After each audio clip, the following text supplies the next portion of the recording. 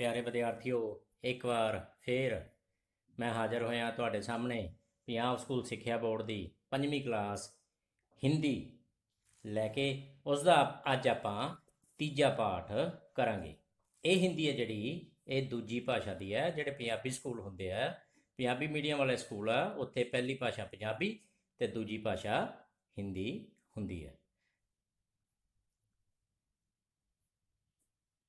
तीजा पाठ है आत्म विश्वास। इतों आप पाठ पढ़ांगे।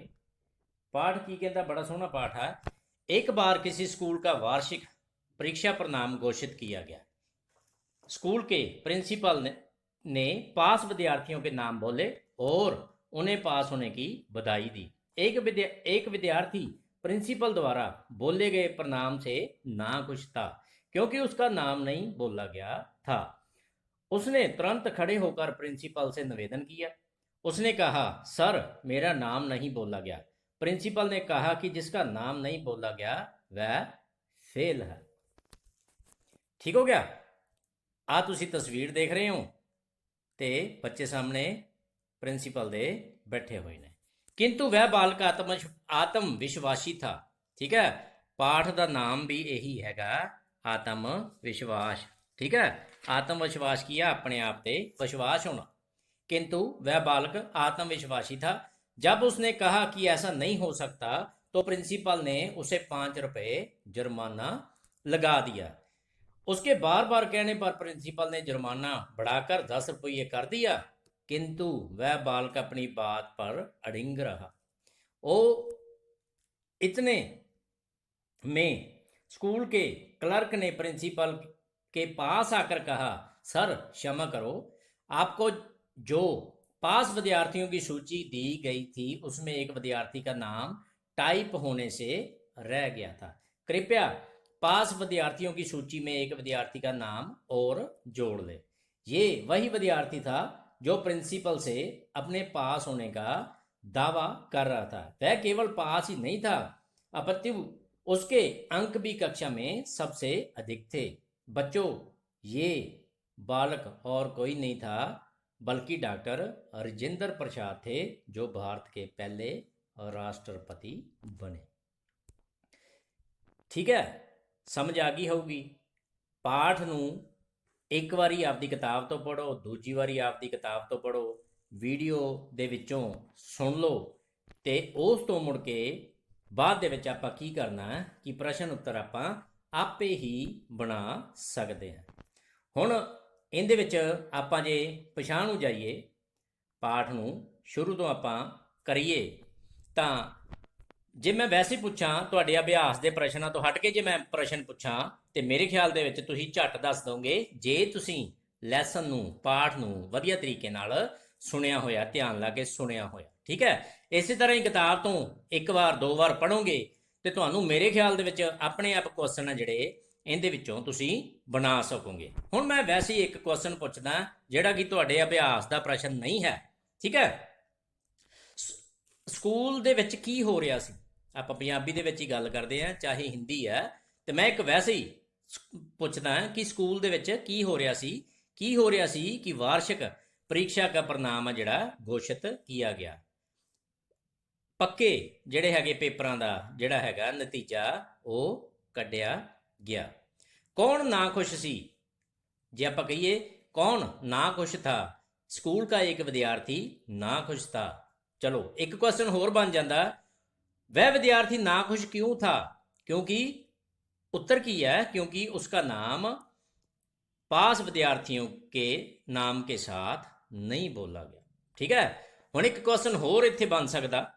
ठीक है, की बन सकता है कि प्रिंसीपल ने उस बच्चे को क्या जुर्माना लगाया? क्या जुर्माना लगाया? 5 रुपये बढ़ते गए। ठीक है, पहली बार में 5 रुपये, फिर अगली बार वो बोला तो उसके कितने हो गए? 10 रुपये जो जुर्माना उसको हो गया। इदा ही प्यारे बच्चों आपां पाठ नूं चंगी तरह पढ़ के, ठीक है, ते प्रश्न है जिहड़े अपने आप आपां कर सकते हैं। ठीक है, हुण आपां वेखदे हैं कि तुहाडे अभ्यास दे जिहड़े हैगे आ प्रश्न ਉਹ ਕੀ ਕਹਿੰਦੇ ਆ। अभ्यास की कहता कि नीचे गुरमुखी और देवनागरी लिपि में दिए गए शब्दों को पढ़ो और हिंदी शब्दों को लिखने का अभ्यास करो। ਇਹ ਪੇਪਰ ਦੇ ਵਿੱਚ ਇਦਾਂ ਹੀ ਆਉਂਦੇ ਆ, ਪੰਜਾਬੀ ਦਾ ਅੱਖਰ ਆਊਗਾ ਤੇ ਉਹਨੂੰ ਆਪਾਂ ਹਿੰਦੀ ਦੇ ਵਿੱਚ ਬਦਲ ਦੇਣਾ, ਹਿੰਦੀ ਦੇ ਵਿੱਚ ਲਿਖਣਾ ਆਉਣਾ ਆਪਾਂ ਨੂੰ ਚਾਹੀਦਾ। ਸਕੂਲ, ਵਿਦਿਆਰਥੀ, ਰਾਸ਼ਟਰਪਤੀ, ਭਾਰਤ, ਪਾਸ, ਆਤਮ ਵਿਸ਼ਵਾਸ, ਨਾ ਖੁਸ਼, ਤੁਰੰਤ, ਇਹਨੂੰ ਆਪਾਂ ਕੱਚੀ ਕਾਪੀ ਤੇ ਠੀਕ ਹੈ ਲਿਖ ਕੇ ਬਾਰ-ਬਾਰ ਵੇਖਾਂਗੇ ਤੇ ਆਪਾਂ ਨੂੰ ਅਭਿਆਸ ਆ ਜਿਹੜਾ हो जाएगा। ठीक हो गया। उस तो थल्ले की है नीचे एक ही अर्थ के लिए पंजाबी और हिंदी भाषा में शब्द दिए गए हैं, इन्हें ध्यान से पढ़ो और हिंदी शब्दों को लिखो। फिर गल वही है ऊपर वाली हुई है कि पंजाबी के अखर दिते है तो वही आपां हिंदी है जिहड़ी वो कर देनी है। ये पेपर दे विच आउंदे ही आउंदे है पंजाबी तो हिंदी दे विच बदलना। ठीक है। उस तो अगे है ਹੁਣ ਆ ਗਏ ਤੁਹਾਡੇ ਪ੍ਰਸ਼ਨ ਉੱਤਰ। ਠੀਕ ਹੈ, ਜਿਹੜੇ ਅਭਿਆਸ ਦੇ ਪ੍ਰਸ਼ਨ ਹੈ।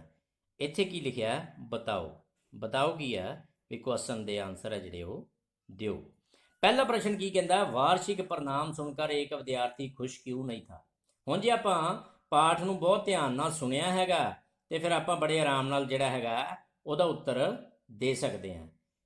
क्यों खुश नहीं था, क्योंकि उस विद्यार्थी का नाम पास विद्यार्थियों में बोला नहीं गया था। ठीक है। दूसरा, उस विद्यार्थी ने प्रिंसिपल से क्या कहा, की क्या सीगा उस बच्चे ने, उस विद्यार्थी ने की क्या सी, उस विद्यार्थी ने प्रिंसिपल से निवेदन किया कि उसका नाम नहीं बोला गया।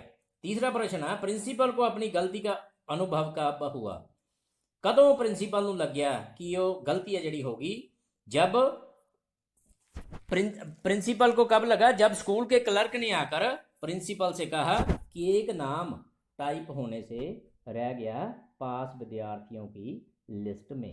पास विद्यार्थियों की जिहड़ी लिस्ट थी ਉਹਦੇ ਵਿੱਚ एक नाम छपनों रह गया सीगा। ठीक है। चौथा, जिसका नाम पास विद्यार्थियों में नहीं बोला गया था उस बालक का क्या नाम था। देखो बड़ा वधिया प्रश्न है। ठीक है। जे सारा लैसन पढ़िया तो तुसीं झट दस सकते हो बालक का की नाम सीगा। उस बालक का नाम डॉक्टर राजेंद्र प्रसाद था। ठीक है। बड़ा होकर डॉक्टर राजेंद्र प्रसाद किस तरह प्रसिद्ध हुए। ठीक है। किस तरह प्रसिद्ध हुए कि वो हमारे भारत के प्रथम राष्ट्रपति के रूप में प्रसिद्ध हुए। भारत के पहले राष्ट्रपति है जिहड़े वो बन गए। कौन बन गए। एक वैसे भी जनरल नॉलेज का प्रश्न आ सकता आपां नूं कि भारत के पहले राष्ट्रपति कौन सी ते कौन सीगे। फिर डॉक्टर राजेंद्र प्रसाद। सो इस पाठ नूं आपां पढ़िया। ठीक है। पंजाबी तो हिंदी दे विच अखरां नूं लिखना सिक्ख्या। सिक्ख्या कित्थों कि जदों तुसीं आपदी कच्ची कापी दे उत्ते लिख के देखोगे ते उदों इह सिक्ख्या जाना, बार बार अभ्यास दे नाल ही आउणा। हुण आ प्रश्नां नूं जे आपां कहीए भी आपां घोटा लाउणा कि आपां पढ़ी जाना ਇਹਦਾ इसका आंसर हाए ਵੱਡਾ क्वेश्चन हाए ਮੈਨੂੰ ਇਹ क्वेश्चन ਭੁੱਲ ਗਿਆ। ਨਹੀਂ ਬਈ ਕੁਛ ਨਹੀਂ ਭੁੱਲਦਾ। ਜੇ ਪਾਠ ਨੂੰ ਬਹੁਤ ਵਧੀਆ ਤਰੀਕੇ ਨਾਲ ਇੱਕ ਵਾਰ ਦੋ ਵਾਰ ਪੜ੍ਹਿਆ ਹੋਇਆ ਤੁਸੀਂ ਆਪਣੇ ਆਪ ਹੀ ਕੁਐਸਚਨ ਜਿਹੜੇ ਲੱਭਣੇ ਸਿੱਖ ਜਾਓਗੇ। ਬਸ ਲੈਸਨ ਆ ਜਿਹੜਾ ਪੜ੍ਹਨਾ ਬਹੁਤ ਜ਼ਰੂਰੀ ਹੈ। ਕਹਾਣੀ ਵਾਂਗੂ ਪੜ੍ਹੋ, ਉਹਨੂੰ ਦਿਮਾਗ 'ਚ ਰੱਖੋ ਤੇ ਸਾਰੇ ਪ੍ਰਸ਼ਨਾਂ ਦੇ ਬਿਨਾਂ ਗਲਤੀ ਕੀਤਿਆਂ ਤੁਸੀਂ ਉੱਤਰ ਬੜੇ ਵਧੀਆ ਤਰੀਕੇ ਨਾਲ ਦੇ ਸਕਦੇ ਹੋ। ਠੀਕ ਹੈ ਜੀ। ਇਸ ਵੀਡੀਓ ਨੂੰ ਦੇਖਣ ਲਈ, ਧਿਆਨ ਨਾਲ ਸੁਣਨ ਲਈ ਤੇ ਸਮਝਣ ਲਈ ਪਿਆਰੇ ਵਿਦਿਆਰਥੀਓ ਤੁਹਾਡਾ ਬਹੁਤ ਬਹੁਤ ਧੰਨਵਾਦ।